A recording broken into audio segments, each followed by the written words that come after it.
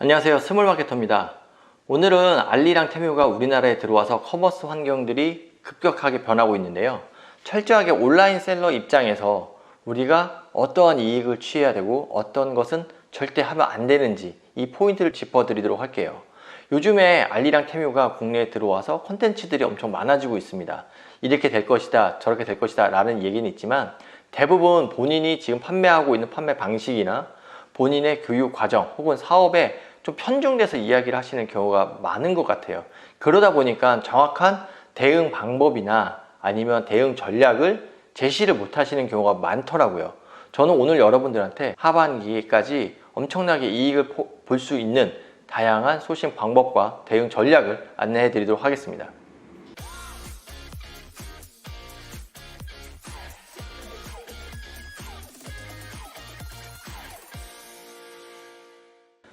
일단 한번 총 정리를 해드릴게요. 쿠팡과 알리테뮤, 스마트스토어 이런 전쟁에 대해서 말씀을 드리면 지금이 아마 정점일 겁니다. 알리랑 테뮤가 한 4등, 5등이다 이런 이야기가 있는데요. 이 이상의 점유율을 가져가기는 어려울 것 같습니다. 그 근거로는 다양한 신문 방송이나 아니면 분석 자료에서 알리에서 물건을 사는 사람들의 평균 구매 비용 그리고 만족도들을 봤을 때 이미 실망을 하고 있는 포인트가 좀 많은 것 같고요.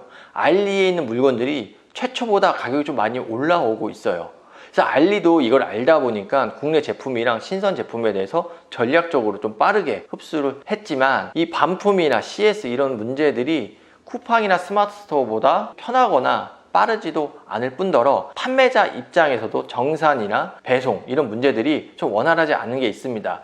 그러다 보니까 실망한 고객들이 다시 리턴하는 현상이 발생을 하고 있어요. 아마 지금 정도가 정점일 거다라는 예측을 하나 해드리고요. 두 번째는 중소규모의 플랫폼들, 즉 지옥션 이하에 있는 플랫폼들의 변화가 좀 감지되고 있습니다. 특히 초보 셀러들은 집중적으로 보셔야 되는데요. 이렇게 플랫폼들이 많은 전쟁을 하면 어떠한 이점이 있냐면 고객을 놓치지 않기 위해서 많은 돈을 들여서 마케팅과 프로모션을 합니다. 판매자한테도 혜택을 주고요. 고객들을 데려오기 위해서 광고도 많이 해요. 지금 쿠팡과 스마트스토어에서 상위권에 속하지 못한 셀러라면 이쪽으로 좀 눈을 돌려서 한번 보시고요. 그럼 어떠한 물건을 팔아야 되냐? 저 같으면 쿠팡에서 로켓으로 잘 나가는 물건들을 소싱해서 지옥션 이하에 집어넣거나 아니면 네이버에 있는 쇼핑 베스트 100이죠. 거기에 있는 제품들을 전화를 해서 위탁으로 집어넣거나 이러한 형태로 한번 전략을 꾸려볼 것 같습니다. 아니면 1688에 가서 바로 빨리 구매를 해서 똑같이 판매를 하는 것도 매출을 이끌어낼 수 있는데 도움이 될 거예요. 여기보다 이 중소규모의 판매 플랫폼들에서 더 많은 프로핏을 여러분들한테 제공할 확률이 높습니다. 그리고 더 많은 광고, 더 많은 쿠폰을 뿌릴 확률이 높기 때문에 이쪽에 자리를 잡고 계시면 트래픽의 흐름을 상당히 많이 가져가실 수가 있고요. 이미 시장에서 인기 있던 제품을 그대로 판매를 한다면 썸네일만 잘 만드시라도 상당히 많은 매출을 내실 수가 있을 거예요. 이렇게 한번 지금 알리랑 테뮤가 국내에 들어와서 점유율은 어떻게 될 것이다, 그리고 중소규모의 플랫폼들에서는 어떤 변화가 있을 것이다 이제 짚어드렸는데요. 그럼 과연 온라인 셀러들은 올해 하반기까지 어떠한 대응 전략을 해야 되는지 말씀을 드릴게요.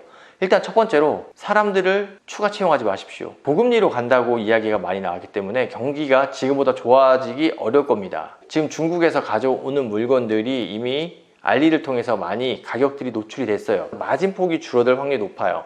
사람 한 명을 뽑아서 이 사람의 월급을 주고 나면 매출이 난 거가 오히려 마이너스에 가까워질 확률이 높습니다.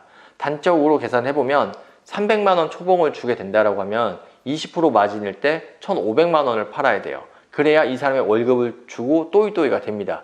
여기에는 사무실 임대료라던가 보험료라던가 아니면 식비, 교통비가 빠진 거예요. 실제로 한 2천만 원 정도를 팔아야 마진 20%일 때 월급 300만 원의 인건비를 충당을 할 수가 있는 겁니다. 사람을 되도록 보수적으로 접근해서 뽑지 않으시는 걸 추천을 드려요. 현금 흐름을 최대한 많이 만드셔야 이번 여름 시즌, 그걸 좀 넘어서 이제 메인이라고 할 수 있는 겨울 시즌에 원하시는 물건들을 충분히 사입을 해서 판매를 하실 수가 있기 때문에 그걸 좀 대응 준비를 하셔야 됩니다. 두 번째, 쿠팡 로켓에 대해서 관심을 많이 올리십시오. 쿠팡이 이번에 와우클럽에 가격을 인상을 시키면서 연간 약 5천억 정도의 추가 총알을 마련했다고 합니다. 국내에서 아직 로켓 배송이 되지 않던 곳들에 물류센터를 지으려고 한다는데요. 물류센터를 지으면 후속 작업이 뭐가 필요하죠? 예, 물류센터를 채워 넣어야 됩니다. 물류센터를 채워 넣을 때 절반은 로켓이 된다고 생각을 해요. 이 로켓에 있는 물건들은 어떤 것을 제한해야 되느냐, 물류센터가 어디에 지어지는지를 좀 살펴보십시오. 그 지역의 인구 통계를 보신다면 그 분들이 많이 쓸만한 물건들로 제한하게 될 경우 로켓의 체결 확률이 높아질 겁니다. 지금 알리가 들어와서 쿠팡에 있는 소비자들이 많이 뺏겼다 이렇게 생각하실 수도 있겠지만, 지금 쿠팡이 엄청난 돈을 써서 몸집을 불리려고 할 때 여기에 올라타기만 하더라도 여러분들의 매출은 상당히 달라질 수가 있을 겁니다. 그리고 세 번째, 이 수요의 변화를 찾아보세요. 이건 제가 최근에 발견한 어떤 소싱 방법 중에 하나인데요. 사람들의 수요는 변합니다. 대표 키워드 위주로 보지 마시고요. 대표 키워드 밑에 어떠한 세부 키워드들, 그 키워드들 안에서 변화가 일어나는지를 체크를 하십시오. 즉, 이 말은 뭐냐면 데이터적으로 분석을 해서 소싱을 하라는 뜻이에요. 지금같이 경기가 어렵고 마진이 줄어드는 시점에서는 사입을 한번 잘못하거나 어떠한 마케팅 액션을 잘못하면 이걸 복구하기가 상당히 힘이 듭니다.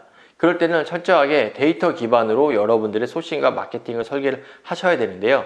지금 다양한 키워드 관련 프로그램들이 있어요. 셀링 하니도 있고 아이템 스카우트도 있는데, 이렇게 데이터가 나오는 프로그램들을 활용을 하시고 이 데이터를 충분히 분석을 하셔서 될 만한 제품들을 소싱을 하시고, 특히 소싱 양을 잘 설정을 하셔야 돼요. 잘 된다고 해서 계속 양을 늘리는 게 아니라, 이 시즌 그래프는 다 보실 줄 아시죠? 이 시즌 그래프에서 정점이 아니더라도 물건이 마감이 되면 거기서 매진을 시키는 것이 여러분들한테 훨씬 현금적으로 이익이 될 수가 있습니다. 이 정점으로 갈수록 키워드 광고 단가가 수직 상승을 하고요. 비검색 영역, 그 다음에 인스타, 당근, 다양한 광고 매체들의 광고비도 올라가게 돼요. 매출은 나는데 광고비 때문에 결과적으로 손해를 보게 될 확률이 상당히 높아요. 그래서 앞으로 어떠한 물건을 얼만큼 딱 매진을 시킬 만큼만 소싱을 하는 이러한 데이터적인 접근 방식이 상당히 중요해졌습니다. 플랫폼의 변화, 불경기, 그리고 새로운 기회들이 2024년 하반기에 엄청나게 많이 기다리고 있는 것 같아요. 이렇게 세상이 어지러울 때, 난세라고 하죠. 이렇게 난세일 때 영웅이 나온다고 합니다. 경쟁이 엄청 치열해지고 마진이 줄어들어서 폐업하는 사업자가 늘어나면 또 다 이 빈 공간이 되거든요. 이 빈 공간을 누가 차지하는지가 상당히 중요하겠죠. 이 경기가 어려울수록 누군가는 매출이 줄어들고 사업에서 실패를 하는 경우도 생기지만, 단기간에 급성장 하시는 분들도 상당히 많이 나옵니다. 이 영상을 보시는 분들은 올 여름, 겨울 대응 전략을 잘 세우셔서 망하는 사업자가 아닌 급성장 하시는 사업자가 되시길 바랍니다. 오늘 영상도 끝까지 봐주셔서 감사하고요. 구독과 좋아요는 제가 영상을 만드는 힘이 됩니다. 감사합니다.